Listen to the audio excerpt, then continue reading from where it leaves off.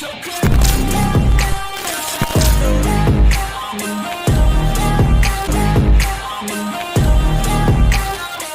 Dear students, you are most welcome in your channel CSE master.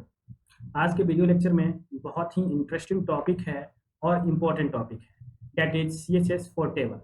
HTML में table बनाना हमने सीख लिया था और बहुत अच्छे अच्छे टेबल हमने क्रिएट किया था, आपने भी क्रिएट किया था। लेकिन जब हम सीएसएस टेबल के लिए जान लेंगे, पढ़ लेंगे, तो टेबल को और भी ज़्यादा अट्रैक्टिव बना सकते हैं।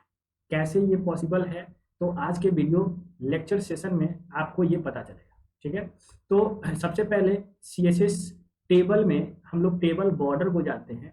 बॉर्डर की स्टाइलिंग का जो कॉन्सेप्ट है ये हमने प्रीवियस वीडियो में डिस्कस किया था और बेहतर तरीके से इसको जानेंगे। सबसे पहले जब हम टेबल क्रिएट करेंगे, टेबल का काम क्या होता है। टेबल का काम हमने बताया था कि ग्रुप्ड डेटा को अगर स्टोर करना है तो उसका सबसे बेस्ट वे होता है टेबल क्रिएट कर दो और टेबल के अंदर अपने ग्रुप इंफॉर्मेशन को डाल दो।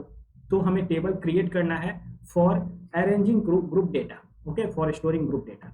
अब जब हमने ग्रुप डेटा को टेबल के फॉर्म में डाल दिया तो डेटा को सेपरेट करने के लिए हम लाइंस का यूज करते हैं जो कि बॉर्डर कहलाता है। ओके, तो बॉर्डर को डिफाइन करने के लिए हमने पहले भी बता रखा है सीएसएस में, फिर से मैं बता रहा हूं कि हमें बॉर्डर प्रॉपर्टी को लिखना होता है और बॉर्डर प्रॉपर्टी को कुछ वैल्यू अप्लाई करना पड़ता है। ठीक है, बॉर्डर का थिकनेस क्या होना चाहिए, बॉर्डर का टाइप कैसा होना चाहिए, वो सॉलिड होगा, डॉटेड होगा, ग्रुप्ड होगा, डैश्ड होगा, कैसा होगा, वो हमें डिफाइन करना पड़ता है।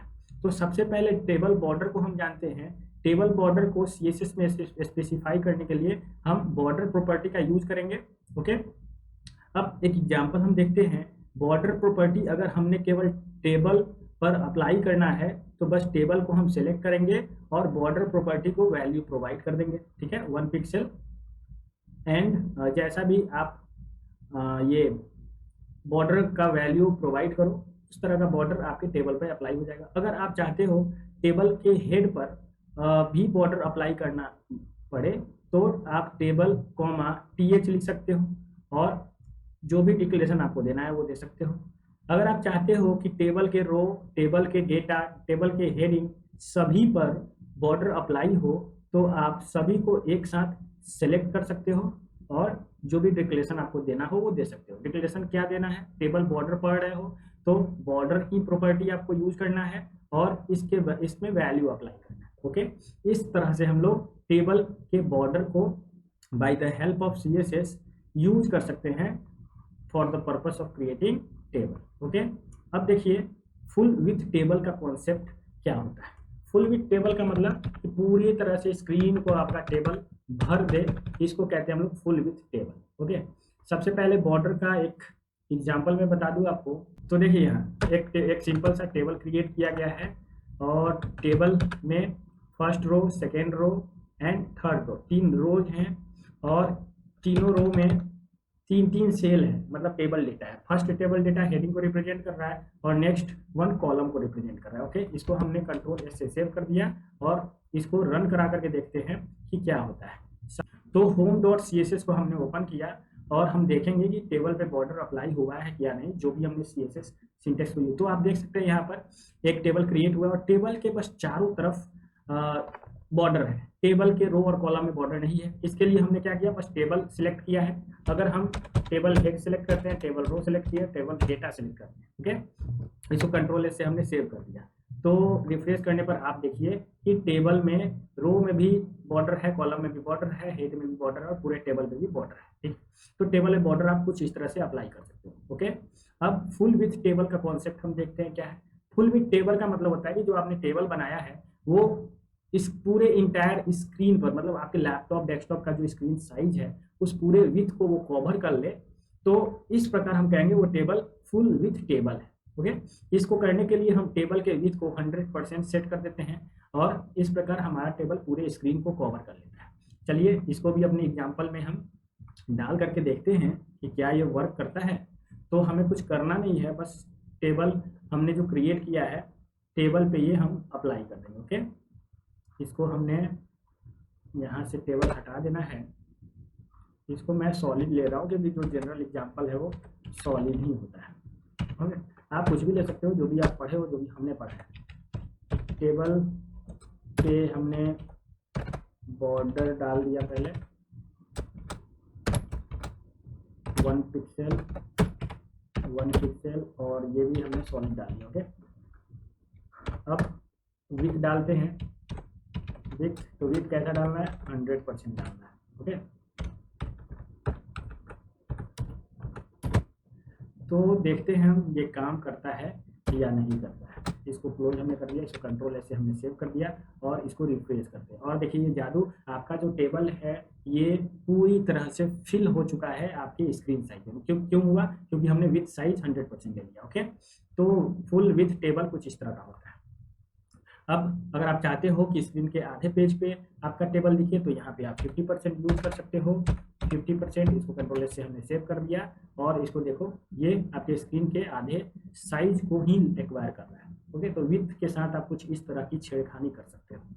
चलो अब आगे हम देखते हैं collapse table border. Collapse table border का मतलब क्या होगा? यहाँ जो आपने टेबल क्रिएट किया है तो यहाँ सेल का फॉर्मेशन हो रहा है। ये टेबल की तरह नहीं दिखा। टेबल में तो हम टेबल ऐसे क्रिएट करते हैं जनरली, हम टेबल जब बनाते हैं तो कुछ इस तरह का टेबल क्रिएट करते हैं, बस रो और कॉलम होता है।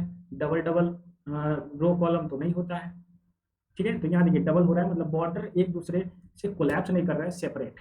तो इसके लिए हम क्या करते हैं? इसके लिए हम एक कॉन्सेप्ट पढ़ते हैं CSS में जो कि टेबल बॉर्डर को कोलैप्स कर देता है। ठीक है, बॉर्डर कोलैप्स प्रॉपर्टी है।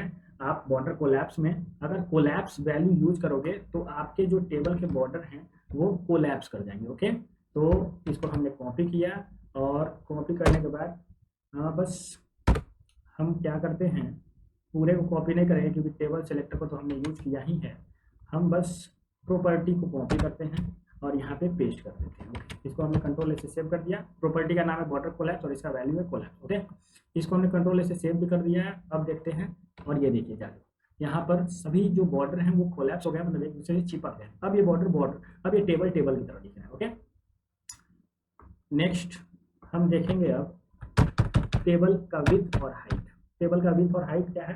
तो टेबल का विड्थ कितना होना चाहिए, हाइट कितना होना चाहिए, ये डिसाइड करता है CSS में प्रॉपर्टी विड्थ और हाइट। टेबल का विड्थ डिसाइड करता है विड्थ प्रॉपर्टी और हाइट डिसाइड करता है हाइट प्रॉपर्टी। विड्थ तो हमने देख लिया है, 100% यूज भी किया। हम हाइट को देखते हैं। ओके, तो हाइट आप अलग अलग TR मतलब रो पे भी अप्लाई कर सकते हो, कॉलम पे भी अप्लाई कर सकते हो, हेडिंग पे भी अप्लाई कर सकते हो। ओके, तो यहाँ पर TH TR TD इन सब पे एक बार हम हाइट अप्लाई करके देखते हैं। Okay, height 10 pixel. ओके, इसको हमने लिया और इसको कंट्रोल से हमने सेव कर दिया। अब अपने ब्राउज़र वेब पेज को रिफ्रेश करते तो यहाँ कुछ खास फर्क नहीं पड़ रहा है। यहाँ पर क्या प्रॉब्लम है हम देख लेते हैं एक बार। हाइट हमने 10 पिक्सल लिया है, इसलिए शायद हाइट को हम लेते हैं 80 पिक्सल। कंट्रोल से हमने सेव कर दिया। ओके,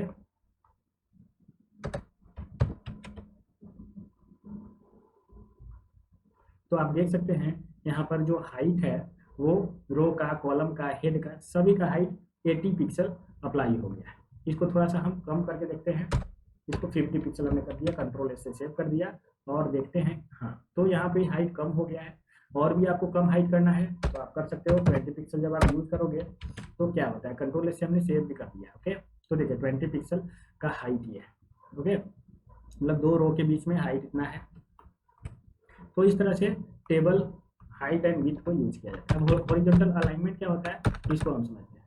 तो हॉरिजॉन्टल अलाइनमेंट का मतलब ये है कि आपका जो टेक्स्ट है जो कि सेल के अंदर है या टेबल हेड में है, रो में है, टेबल डेटा में है, उसका अलाइनमेंट का होना चाहिए। ठीक, बाय डिफॉल्ट ये सेंटर पे अलाइन होता है और टेबल डेटा में लेफ्ट में अलाइन होता है। ओके, TH डेटा में जो टेबल का हेडिंग होता है वो बाय डिफॉल्ट सेंटर पे अलाइन होता है और जो TD होता है, टेबल डेटा मतलब जो सेल होता है, कॉलम होता है, उसमें लेफ्ट में अलाइन होते हैं आपके टेबल के डेटा को। तो अगर आपको उसको मैनिपुलेट करना है, उसको बाय डिफॉल्ट नहीं रखना है तो आप टेक्स्ट अलाइन प्रॉपर्टी का यूज कर सकते हो और टेक्स्ट अलाइन प्रॉपर्टी में centre top centre, right, left value use कर सकते हो और इस प्रकार आप टेक्स्ट का अलाइनमेंट चेंज कर सकते हो। ओके,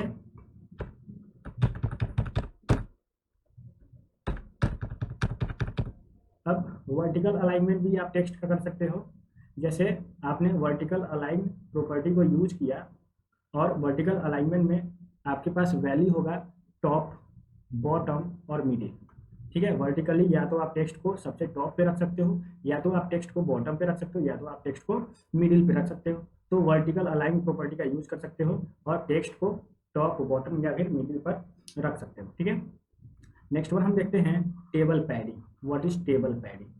तो टेबल पैडिंग कुछ होता नहीं है, जो टेबल का बॉर्डर होता है उस बॉर्डर के बीच में और कंटेंट के बीच में कितना स्पेस होना चाहिए, ये टेबल पैडिंग बताता है। ओके, तो टेबल पैडिंग को स्पेसिफाई करने के लिए हम CSS में पैडिंग प्रॉपर्टी को यूज करते हैं और उसके वैल्यू को प्रोवाइड करते हैं। ठीक है, पैडिंग प्रॉपर्टी हमेशा पिक्सल में वैल्यू रखेगा, क्योंकि कितना पिक्सल आपको स्पेस रखना है वो सारी चीज़ें आपको पिक्सल में ही बतानी होती है।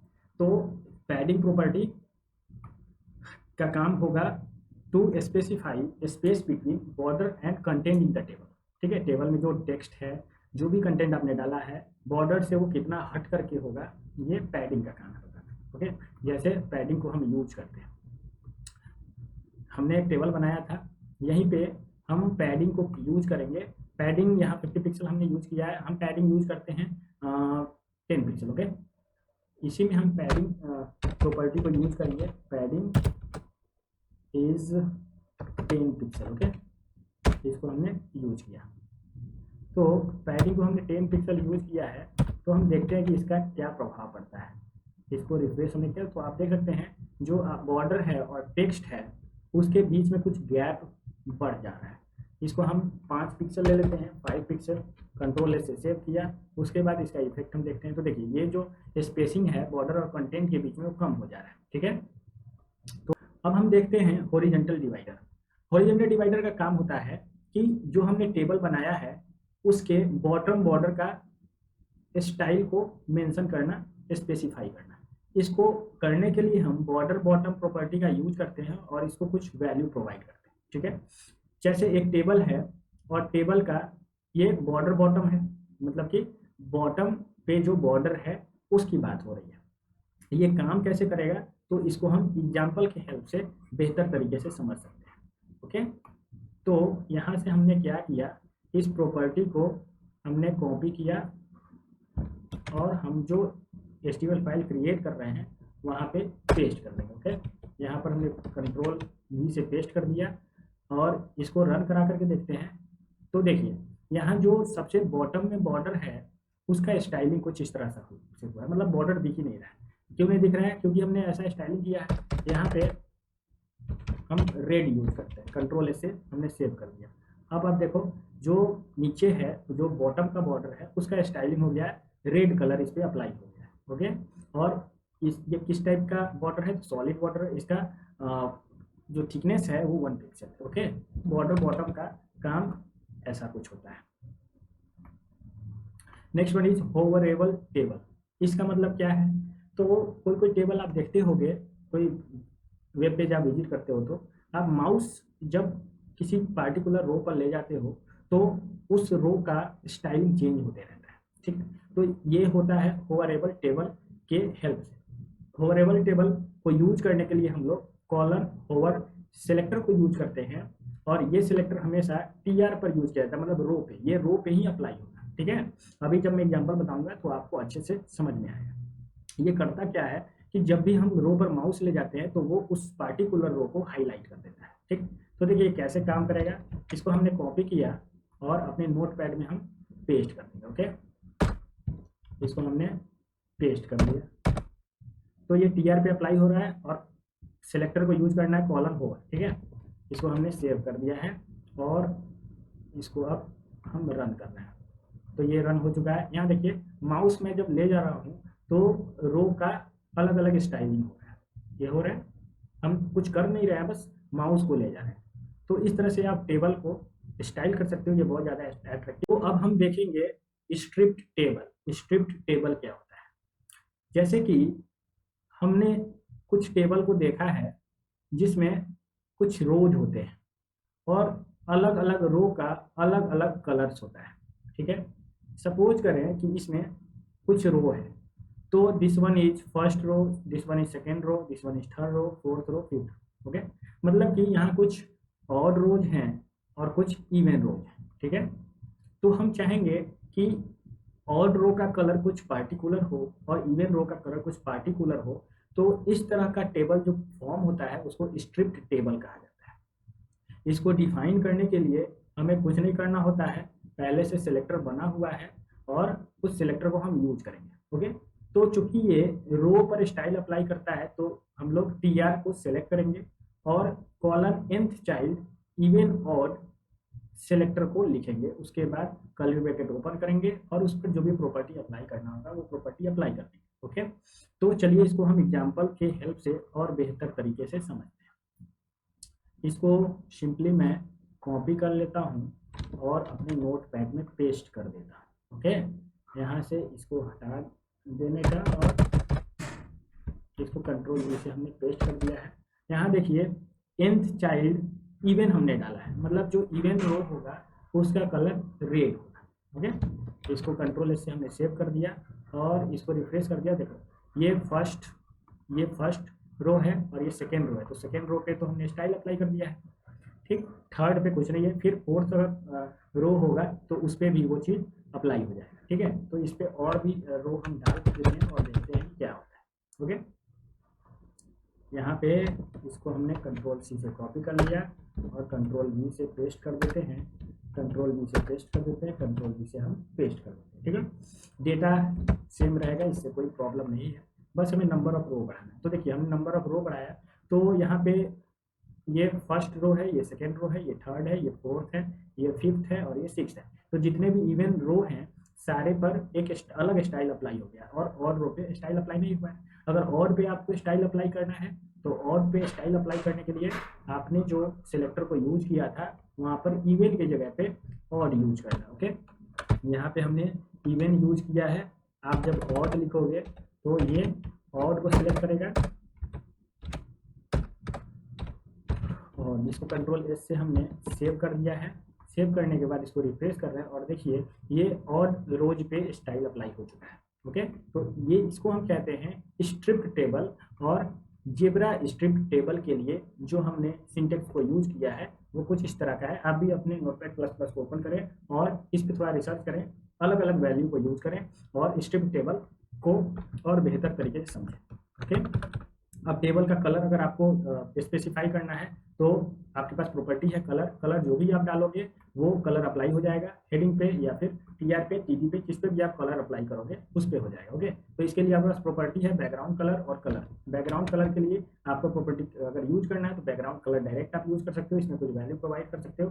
चलो इसको मैं कॉपी करता हूँ और अपने TH TR TD पे अप्लाई करता हूँ। ओके, तो इसको हमने कॉपी कर दिया है और इसको हम देखते हैं कि ये काम करता है। इसको कंट्रोल S से हमने सेव कर दिया और देखो यहाँ पे कलर अप्लाई हो चुका है। तो इस तरह से आप टेबल पे CSS अप्लाई कर सकते हो। ओके, अब रिस्पॉन्सिव टेबल का कुछ छोटा सा पार्ट है उसको मैं डिस्कस करने जा रहा हूँ।